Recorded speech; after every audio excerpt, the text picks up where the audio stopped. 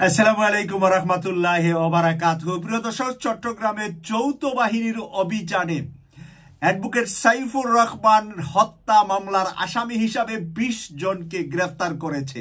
এবার তাদেরকে ডিম আর লাঠি থেরাপি চলতেছে। এই মুহূর্তে কঠিন ডিম থেরাপি, লাঠি থেরাপির আয়োজন করেছে চট্টগ্রামের যৌথ বাহিনী। প্রিয় দর্শক, আওয়ামী লীগকে ধ্বংস করার জন্য, আওয়ামী লীগের কুত্তা লীগ, শিয়াল লীগ, কুকুর লীগকে হত্যা করার জন্য হাসিনাই যথেষ্ট।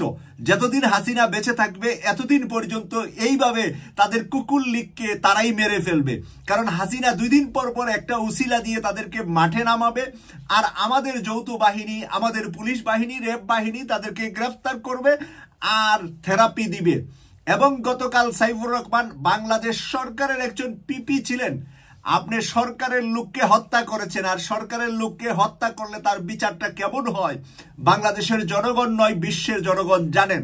বেসরকারি লোক মারা গেলে একরকম, সরকারি লোক মারা গেলে আরেক রকম।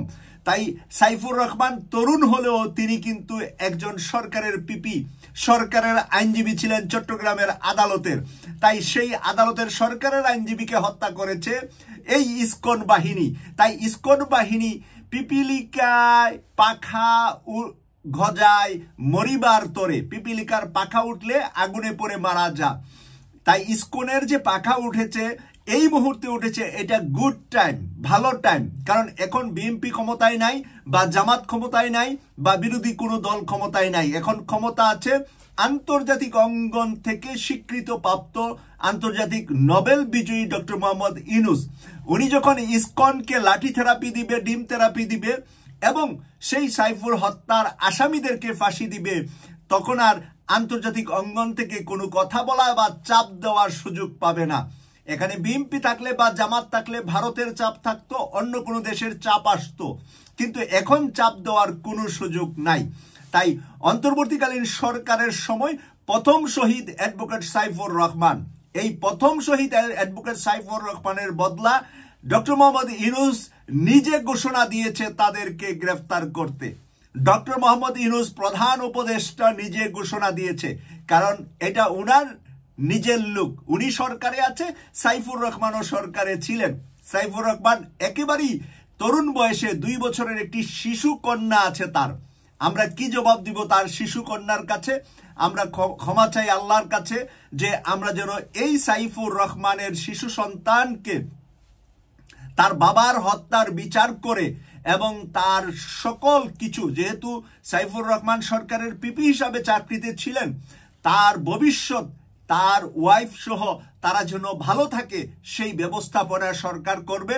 এই ব্যাপারে আমরা বিশ্বাসী, কারণ সরকারের দায়িত্বপ্রাপ্ত অবস্থায় সন্ত্রাসীদের হাতে কুপিয়ে, ছুরি দিয়ে, দা দিয়ে তাকে হত্যা করেছে, তাও আদালত পাড়ায় চট্টগ্রামে।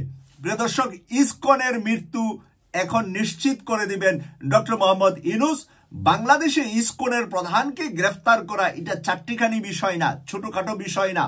বাংলাদেশে কোনো রাজনৈতিক দল রাষ্ট্রীয় ক্ষমতায় থাকলে ইসকনের প্রধানকে গ্রেফতার করতে পারতেন না, কারণ ভয় পেতেন পাশের দেশ বা অন্য দেশের লবিংয়ের কারণে। কিন্তু ডক্টর মোহাম্মদ ইউনূস বিশ্বব্যাপী তার সমর্থন থাকার কারণে, বিশ্বব্যাপী তার নেতাদের সাথে পার্সোনাল যোগাযোগ থাকার কারণে, পার্সোনাল টেলিফোন কথাবার্তা তার থাকার কারণে সে জবাব দিতে পারবে কি কারণে ইসকনের প্রধানকে উনি গ্রেফতার করেছেন।